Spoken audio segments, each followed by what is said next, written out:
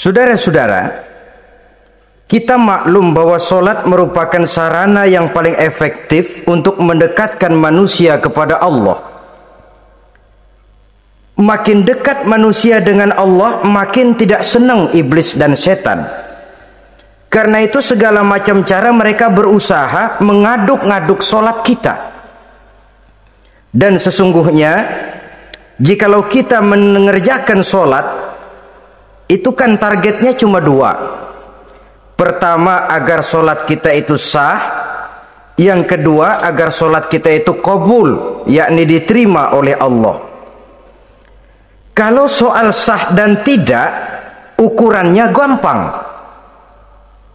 Saya kalau ditanya orang, Pak, sholat saya sah atau tidak? Saya bisa jawab, saudara, sholatnya syarat rukunnya cukup apa tidak? Cukup, sah.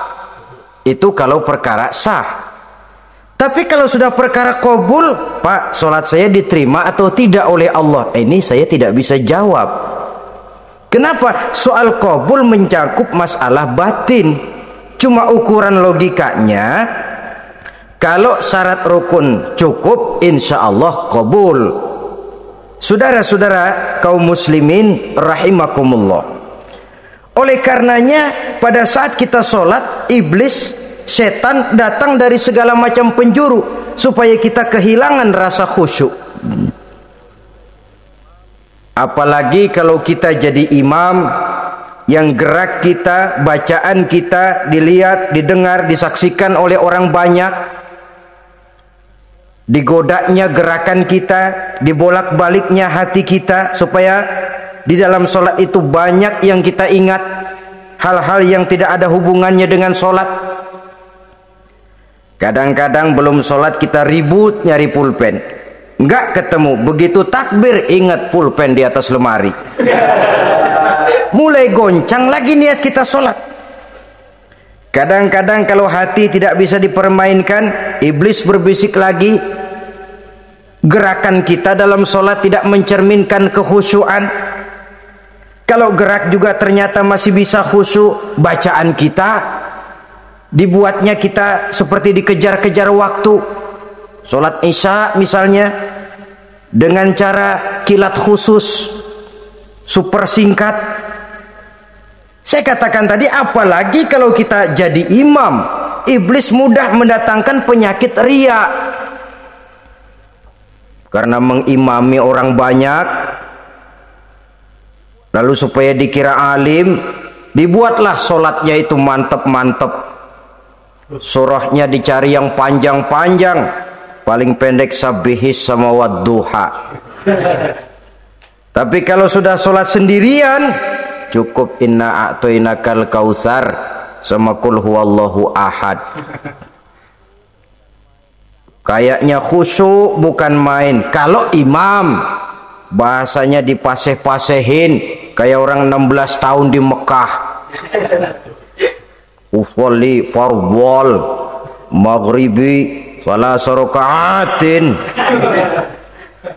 Saudara-saudara kaum muslimin yang berbahagia, oleh karena sholat merupakan sarana yang paling efektif untuk mendekatkan diri dengan Allah, maka orang yang khusyuk di dalam sholatnya merupakan musuh utama daripada iblis. Sekarang bagaimana bisa khusyuk? Caranya, kalau khusyuk 100%, rasa-rasanya sulit.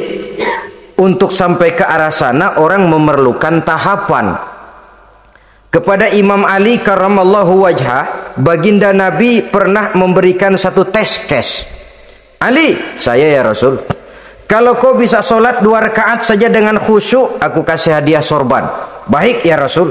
Sembayang Imam Ali 2 rakaat, selesai sholat, assalamualaikum, wassalamualaikum. Rasul bertanya, yang mana sorbannya Li?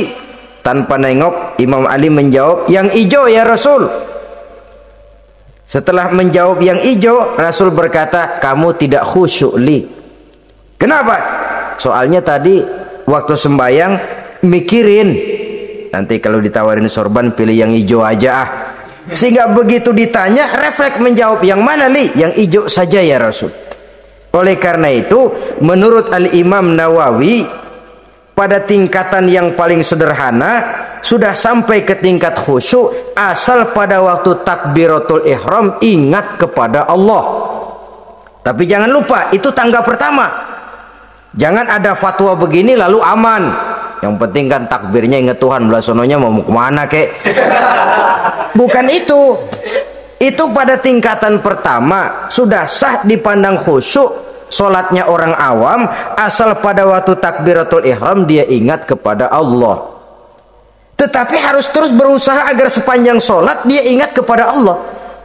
Caranya bagaimana? Pertama, menanamkan diri bahwa pada saat kita sedang mengerjakan solat yang lain tidak ada kecuali Allah. Yang kedua, berusaha memahami apa yang kita baca, sehingga pada saat kita sujud subhana rabbiyal a'la wa bihamdi terbayang kemahasucian Allah, kemahatinggian Allah, sehingga hati tidak mengembara, mulut berucap, hati mengikuti apa yang diucapkan. Yang kadang-kadang membuat hati kita jalan-jalan, badan di masjid, badan takbir, badan ruku, tapi hati di pasar, hati di kantor, hati di pabrik, karena yang kita ucapkan tidak berakar di hati.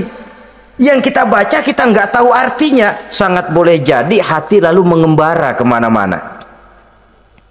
Jadi untuk menopang kekhusyuan ini, cara yang paling efektif, pertama, tidak ada yang lain pada waktu kita sholat kecuali Allah. Yang kedua, berusaha memahami apa yang kita baca. Dikala kita sujud dikala kita duduk di antara dua sujud, Rabbighfirli, ya Allah ampuni dosa saya, warhamni, kasihani saya, dan selanjutnya. Mulut membaca, hati mengikuti. Dengan mengikuti, hati tidak terlalu mengembara, ada tempat dia kembali.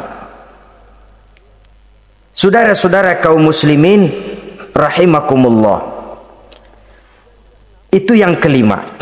Yang keenam, yang menjadi musuh iblis, mukminun nasih, orang mukmin yang suka memberikan nasihat, orang mukmin yang suka memberikan petunjuk, termasuk juru-juru dakwah, para muballigh itu merupakan musuh utama iblis. Kenapa? Tiap hari iblis kampanye, tiap hari iblis mengajak dengan segala macam cara yang kalau perlu dia berikan kamuflase, dia berikan fata morgana. Kalau perlu yang haram dia bungkus dengan merek halal. Kalau perlu kejahatan dia bungkus dengan baju kebajikan. Istilahnya racun diberi merek madu. Dan itu wajar. Cuma kita tentu harus punya filter, daya saring positif agar tidak salah pilih. Karena iblis ini pintar betul. Kalau kita khusyuk dalam sholat, dia tanamkan kepada kita misalnya seperti tadi itu. Sholatmu memang hebat, khusyuk. Di kampung ini tidak ada orang yang sholatnya seperti kamu. Tertanam itu dalam hati kita, timbul ujub. Akhirnya, iya, gue lihat-lihat di kampung ini kagak ada yang sembayangi kayak gua. Nah, sudah masuk iblis. Jadi dia pandai mengikuti gerak hati dan irama denyut jantung manusia ini. Kemana kecenderungan manusia, ke situ dia masuk. Pendeknya iblis itu ibarat tukang joget, dia ngerti bener irama kendang. Saudara-saudara kaum muslimin rahimakumullah, termasuk juru-juru dakwah, para mubaligh, orang yang suka memberikan nasihat ini, mereka memberikan filter kepada umat, kepada jamaah, jangan sampai salah pilih. Dan iblis menyesatkan kita supaya kita salah pilih. Satu contoh ringan, kalau di depan saudara ada dua buah gelas, yang segelas isinya jamu, yang segelas sirup, kira-kira saudara minum yang mana? Jamu. Jamu apa sirup? Jamu. Sirup apa jamu? Jamu. Orang yang pikirannya panjang, dia pasti minum jamu. Pahit memang, getir memang, tapi besok badan sehat, tenaga kuat, gairah kerja ada, kreativitas timbul, semangat menghadapi kehidupan tumbuh. Orang mukmin orang yang berpandangan jauh ke depan. Pandangannya panjang. Panjang kemana? Tidak cuma ke dunia, sampai juga dia memandang ke alam barzakh, ke akhirat. Sholat itu jamu, pahit. Ngaji, hadir di majelis taklim itu jamu, pahit. Sedekah jamu, pahit. Mengeluarkan uang untuk kepentingan orang lain, enak aja minta sumbangan, datang-datang yang nyari peres keringat banding tulang gue, lu datang-datang mau minta. Yang enak ngumpulin harta lalu bakhil bin pelit alias medit. Itu jamu. Saudara hadirin yang saya muliakan, sedekah jamu pahit, puasa jamu pahit, jihad jamu pahit. Tapi nanti begitu kita meninggalkan dunia, masuk ke alam barzakh, apalagi pindah ke akhirat, baru terasa, aduh nikmatnya dulu kemarin itu minum jamu, sekarang badan sehat, tenaga kuat, kerja semangat. Nikmatnya dulu saya waktu di dunia sholat, rajin ngaji, suka sodako, suka menolong orang. Sekarang terasa manfaatnya begitu saya berada di alam barzakh, apalagi sudah dibangkitkan di padang mahsyar di akhirat nanti, terasa seluruh kebajikan yang saya kerjakan. Nah, orang yang berpikir jangka pendek cuma ngelihat yang ada di depan hidungnya saja. Ngapain minum jamu getir, sirup nih manis, dia minum, dia ambil sirup minum, manis memang pada waktu minum, tapi besok bibir jontor. Meninggalkan perintah Allah, sirup itu manis. Tidak sholat, manis. Tidak bayar zakat, sirup manis. Tidak mau puasa, sirup manis. Manis sekarang. Tapi nanti besok begitu masuk ke alam barzakh, begitu dibangkitkan di padang mahsyar di akhirat nanti, merintih kita menahan penyesalan yang sudah tidak ada artinya lagi. Sampai-sampai penduduk mahsyar itu ada yang berkata, diceritakan dalam Quran, ya laitani kuntu turaba. Wahai celaka, kenapa kita nggak jadi tanah saja? Menyesali kejadiannya. Andai kata mereka bisa kembali ke hidup di dunia lagi, mereka akan minta kejadian yang kedua untuk berbuat baik. Tapi tentu sudah penyesalan yang tidak ada gunanya lagi. Maka saudara-saudara, emang cuman jalan duluan kecebur di sumur yang nyesel duluan. Ada orang jalan, yang paling depan kecebur di sumur, itu tuh nyesel duluan katanya. Nyesel duluan, yang lain mesti nyeselnya belakangan. Saudara hadirin yang saya muliakan, nah, orang yang suka memberikan nasihat kepada orang lain dimusuhi iblis. Kenapa? Tentu nasihat yang membawa kebaikan. Iblis nggak senang betul itu. Kita nasihatin teman, udah berhenti dah, jangan pada mabok lagi. Iblis gergetan bener, ini orang dilarang lagi. Kita nasihati teman, udah jangan masang-masang lagi dah, nggak bakalan kena, dikebohongin. Nggak ada orang jadi kaya masang judi, bangkrut malah loh. Ini kan termasuk tipu daya iblis, judi dinamain sumbangan. Itu sama saja itu, madu, racun mereknya madu. Judi dinamain sumbangan. Kalau Kang Beca pada nyumbang, kayak orang kaya lagunya.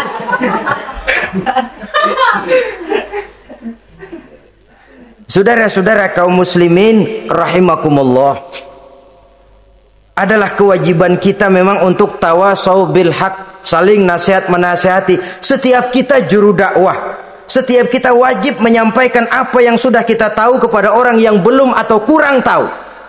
Saudara yang bisa bismillah wajib mendakwahkan bismillah itu kepada orang yang belum tahu bismillah. Saudara bisa Fatihah harus menyampaikan itu kepada orang yang belum bisa Fatihah. Persetan dengan orang lain. Apalagi yang cuma kerjanya ngeritik saja, lu baru bisa Fatihah doang udah ngajar. Biar aja yang diajarin gak bisa Fatihah kok. Apa masalahnya pemerataan di bidang keilmuan? Sebab memang biasa penonton itu selalu lebih pandai menilai, kayaknya lebih pintar dari yang main. Sama saja orang nonton bola ngomel melulu, padahal dia sendiri belum tentu bisa main. Dengerin orang pidato pun begitu. Monten bisa. Wah, kalau dia yang pidato 1 jam kayak semenit. Tapi kalau si Ano tuh kita udah pegel belum juga mau berhenti. Monten bisa. Coba dia suruh pidato udah 1/4 jam masih ama ba'du. Apa mau dibilang ama ba'du?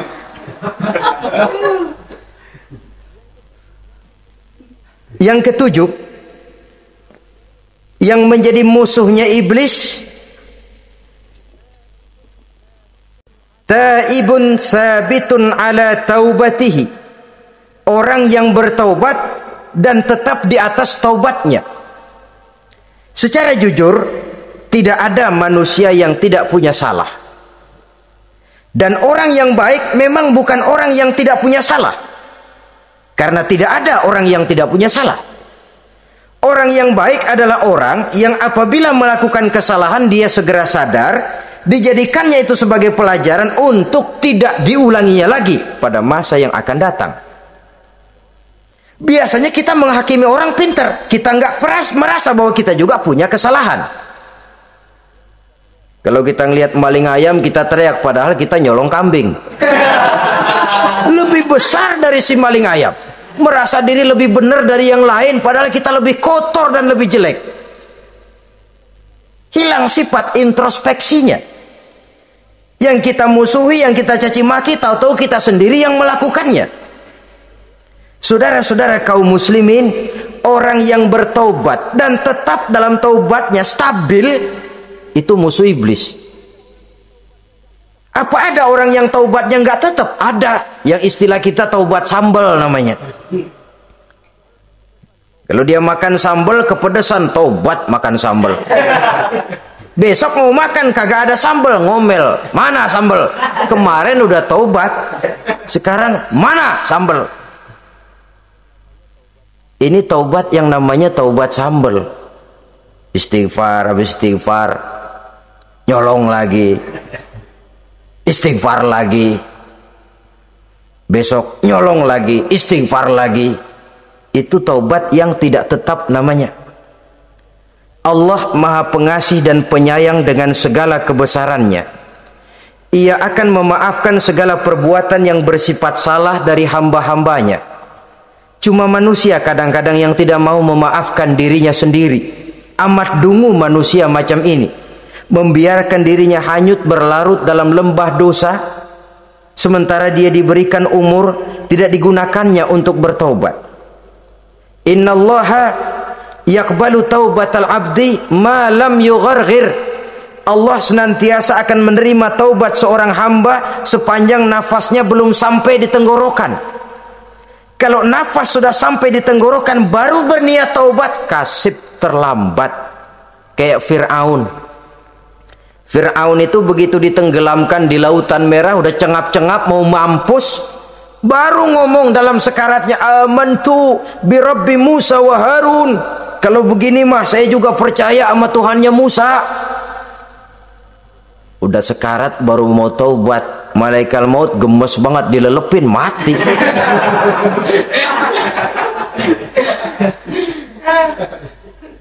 Nah, kepada adik-adik remaja biasanya kalau sudah bicara taubat, pikiran kita, taubat mau urusan 70 tahun ke atas, kita masih lama ini. Sebenarnya tidak. Masalah taubat adalah masalah salah dan dosa. Masalah salah dan dosa adalah masalah manusia. Sejak dia akil balik sampai ajal datang merenggut nyawa. Hidup ini tidak selalu berjalan mulus. Hidup ini tidak selalu berjalan di atas kertas putih. Kadang kita tersilap, kadang kita tersalah, kadang situasi dan kondisi menyebabkan kita berbuat lain dari yang seharusnya. Itu kehidupan, silih berganti.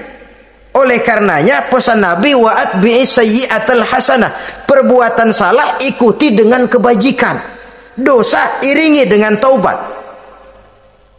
Jangan nunggu, saya untuk taubat takut nanti bikin lagi. Nah, ini namanya punya harapan mau bikin lagi. Nanti aja dah kalau tua-tuaan. Saudara, kalau dosa itu ditumpuk, itu sama saja kotoran yang menodai hati. Kalau kotoran nggak rajin kita bersihin, dia akan berkarat. Dan kalau sudah berkarat, sudah sulit untuk dibersihkan. Itu makna ungkapan Imamul Ghazali, hati manusia sebening kaca. Lapisan dosa yang dia kerjakan adalah debu yang menutupi jernihnya kaca. Orang yang bersih dari dosa, dekat dengan Allah, hatinya jernih seperti kaca. Dari hati yang jernih, radarnya kontak kepada Allah. Sinyalnya nyambung, channelnya itu. Getarannya hebat. Wajar kalau lalu dia bisa tahu apa yang besok akan terjadi. Diberitahu oleh Allah. Yang namanya ilmu laduni itu. Ilmu yang ditransfer langsung oleh Allah.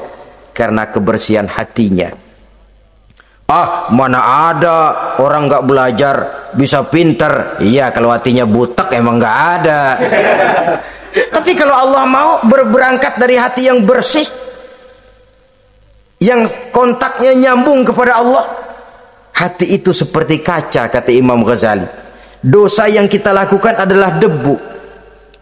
Kalau debu sedikit datang kita lap, datang lagi kita bersihin, datang lagi kita bersihin, insya Allah nggak sampai jadi noda di atas kaca itu.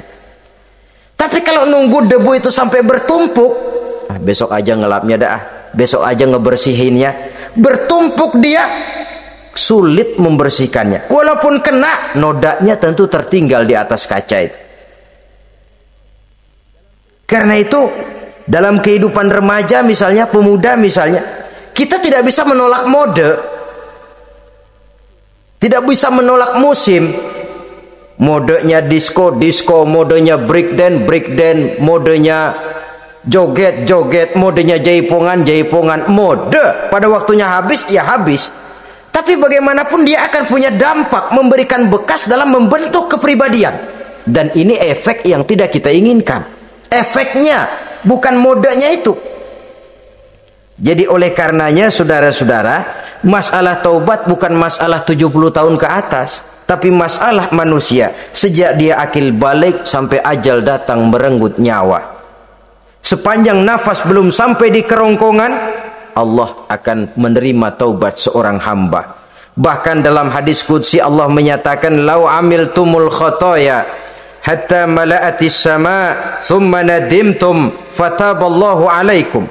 Kalaupun kamu berbuat dosa sampai penuh langit dengan dosamu, kemudian kamu bertaubat dan menyesal, Allah pasti akan menerima taubatmu.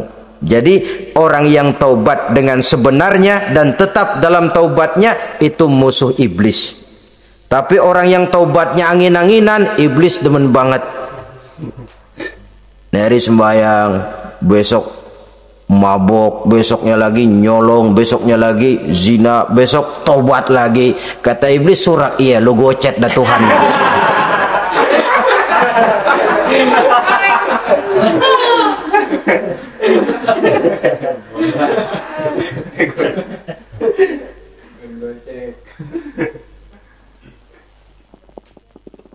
Selanjutnya yang ke-8, musuh iblis, musuh setan, mukminun yudawi mu'alat taharah. Orang mukmin yang membiasakan diri selalu dalam keadaan bersuci, baik dari hadas kecil, lebih-lebih dari hadas besar. Wudu utamanya memang untuk sholat, tapi membiasakan wudu dalam kehidupan sangat baik sekali. Mau ke kantor wudu dulu, mau ke pasar wudu dulu, mau ngajar wudu dulu. Apa sebabnya? Karena dalam keadaan suci, orang ada sikap memelihara kesuciannya. Kalau kita naik PPD pagi-pagi gelantungan, kalau punya wudu, hati-hati, kesenggol perempuan juga sayang sama wudu. Tapi kalau nggak punya wudu, jangan kesenggol, kita nyeruduk. Ada semacam sikap apik di dalam kehidupan ini.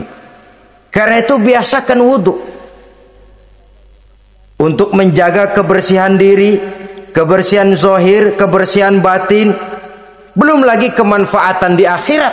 Sebab kata Nabi, "Inna ummati ya'tuna yaumal qiyamah ghurran muhajjalin min asaril wudu. Umatku di akhirat nanti akan datang menghadap Allah dengan muka berseri-seri, bersinar-sinar dari sebab sering wudu. Sehingga tidak usah mengaku pun Rasul akan memanggil karena muka yang sering tersentuh air wudu ini. Mu'minun yudawimu ala taharah. Orang mukmin yang selalu membiasakan diri berada dalam keadaan suci, berwudu. Kita lihat ajaran wudu ya. Dari sejak bacaan-bacaannya saja itu sudah membawa manfaat. Lalu dari segi bahwa kita manusia sering tersilap melakukan dosa-dosa kecil. Dosa-dosa kecil itu oleh air wudu dia rontok. Tangan kita suka colak-colek.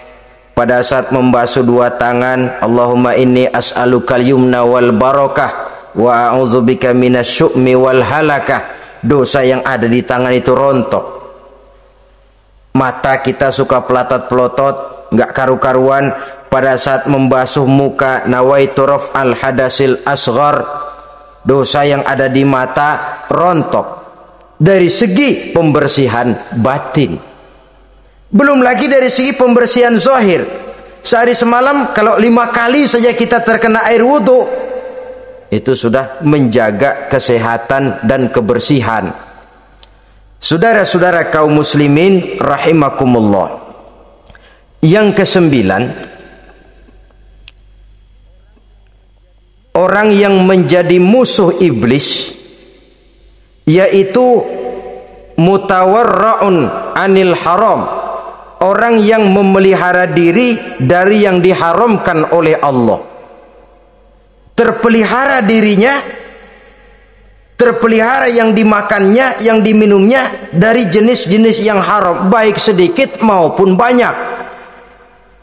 Jangan cuma teriak haram waktu sedikit, tapi giliran banyak halal.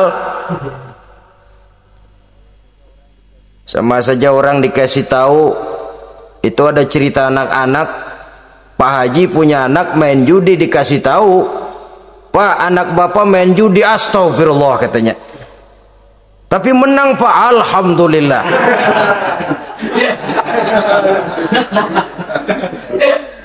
Ini kan sama saja.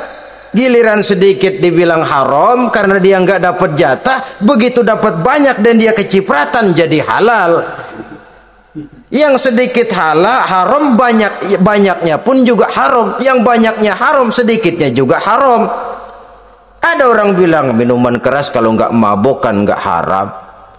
Yang memabokkan banyaknya, sedikitnya tetap saja haram. Ma askaro kasiruhu faqaliluhu haramun. Apa yang banyak menyebabkan jadi mabuk, sedikitnya pun juga haram. Saudara-saudara kaum muslimin, yang ke-10 yang terakhir, musuh daripada iblis ialah mukminun rahimun. Orang mukmin yang berhati pengasih. Orang mukmin yang suka menyambung silaturahmi. Orang mukmin yang tidak suka bertengkar. Orang mukmin yang tidak suka marah-marahan. Kalaupun terpaksa marah, tidak lebih daripada 3 hari. Jadi boleh saja marah kalau alasannya tepat, tapi nggak lebih dari 3 hari. Kalau perlu bikin perjanjian, kita marah ya 3 hari. Itu limit. Tidak halal kata Nabi bagi seorang muslim menjauhi saudaranya lebih dari 3 hari. Tidak halal itu artinya haram. Kita ini kadang-kadang kalau sudah marahan sama tetangga kah, sama teman kah, kadang-kadang suka berlaku perpanjangan waktu. Tidak cukup perpanjangan waktu, ditambah lagi perpanjangan generasi. Enggak cukup kita yang marah, orang lain kita sundut-sundut supaya ngikut marah lagi. Marah pakai ngundang. Kayak mafia lagunya, udah dia marah, orang lain lagi disuruh marah. Saudara hadirin yang saya muliakan, mukmin yang punya sifat belas kasih, berhati jernih, itu musuh utama dari iblis. Tapi mukmin yang suka marah-marahan, tukang hasut dan tukang bakar, itu teman-teman iblis. Oleh karena itu, mudah-mudahan kita semua menjadi musuh iblis. Dan jangan menjadi musuh iblis. Jangan menjadi teman iblis. Sebab iblis sudah kadang memproklamirkan permusuhan. Sekali dia musuh kita, selamanya dia akan tetap menjadi musuh kita. Berusahalah untuk menjadi musuh iblis, dan jangan sekali-kali toleransi. Jangan berusaha menjadi teman iblis. Inilah yang kita bicarakan pada pertemuan ini. Mudah-mudahan ada manfaatnya. Terima kasih atas segala perhatian. Mohon maaf atas segala kekurangan. Wassalamualaikum warahmatullahi wabarakatuh. Waalaikumsalam warahmatullahi wabarakatuh.